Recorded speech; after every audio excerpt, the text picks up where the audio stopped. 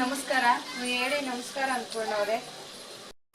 ಲಲಿತ್ ಅವರೇ, ನಮ್ಮ ಮೇಕೆಗೆ ಏನು ಮೇವು ಹಾಕಿದ್ರು ಚೆನ್ನಾಗಾಗಲ್ಲ, ಮತ್ತೆ ಉಚ್ಕೊಳ್ಳುತ್ತೆ, ಬೇದಿ ಮಾಡುತ್ತೆ, ಹಾಗೆ ಆಗಿಲ್ಲ. ಎಷ್ಟು ಮೇವು ಹಾಕಿರುವ ಏನು ಅಂತ ಕಾರಣ? ಇವ್ರಿಗೆ ಆಸ್ಪತ್ರೆಗೆ ಕರ್ಕೊಂಡು ಹೋಗೋಣ ಅಂತ ಇದ್ದೀನಿ. ಅನ್ನಪೂರ್ಣ ಅವರೇ, ನಿಮ್ಮ ಆಡುಗೆ ಏನು ಲಕ್ಷಣಗಳು ಕಾಣ್ತಿದ್ದಾವೆ? ಬೇದಿ ಆಗುತ್ತೆ, ಮತ್ತೆ ಬೆಳವಣಿಗೆ ಆಗಿಲ್ಲ, ರೋಮಗಳೆಲ್ಲ ಬೆಳ್ಕೊಂಡ್ಬಿಟ್ಟಿದೆ. ಏನ್ ಮಾಡ್ಬೇಕು ಅದಕ್ಕೆ?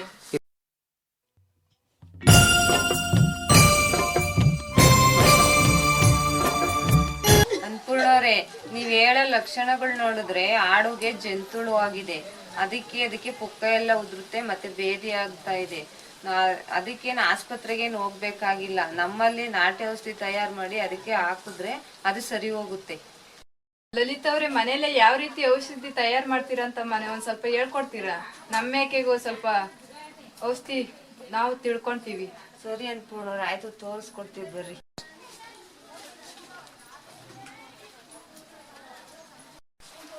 ಔಷಧಿ ತಯಾರು ಮಾಡಕ್ಕೆ ಏನೇನು ವಸ್ತು ಬೇಕು ಲಲಿತ್ ಅವರೇ?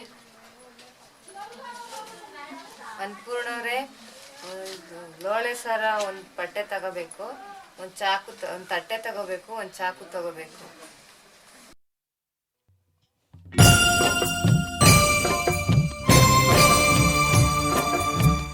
ಲಲಿತ್ ಅವ್ರೆ, ಇಷ್ಟದೇ ಔಷಧಿ ತಯಾರು ಮಾಡಕ್ಕೆ ಸಾಕಾ?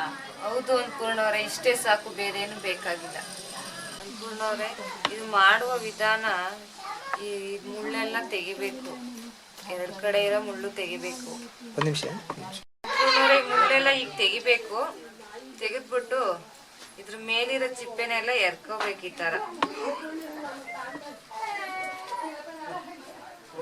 ತರ ಎರ್ಕೊಂಡು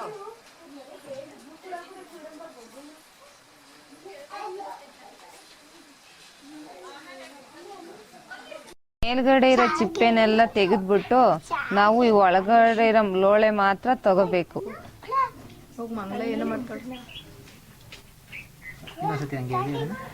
ಈ ಮೇಲ್ಗಡೆ ಇರೋ ಚಿಪ್ಪೆನೆಲ್ಲ ಎರೆದ್ಬಿಟ್ಟು ಈ ಲೋಳೆ ಮಾತ್ರ ನಾವು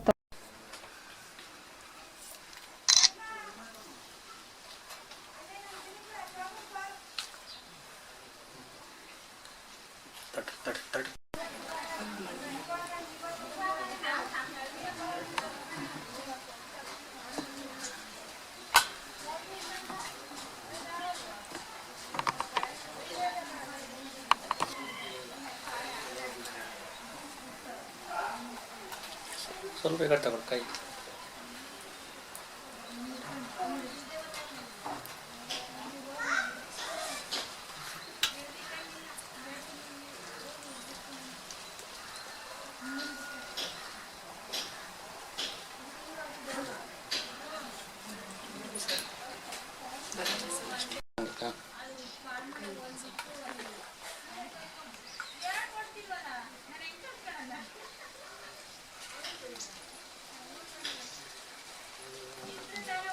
ನಿಧಾನವಾಗಿ ಈಗ ತಗೋಬೇಕು.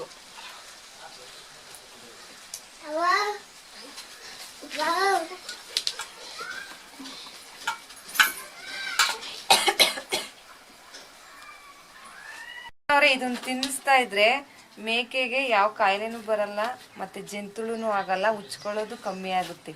ಇದನ್ನ ಬೆಳಿಗ್ಗೆ ಟೈಮು ಮತ್ತೆ ಸಂಜೆ ಟೈಮು ತಿನ್ನಿಸ್ಬೋದು.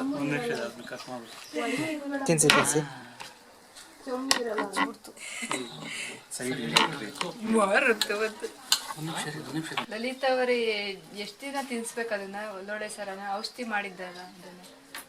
ಅನ್ನಪೂರ್ಣವ್ರೆ, ಇದನ್ನೇನು ಡೈಲಿ ತಿನ್ಸೋ ಆಗಿಲ್ಲ. ಒಂದು ತಿಂಗ್ಳಿಗೆ ಒಂದು ಸಾರಿ 50 ಗ್ರಾಮ್ ತಿನ್ಸಿದ್ರೆ ಸಾಕು. ಅದಕ್ಕೆ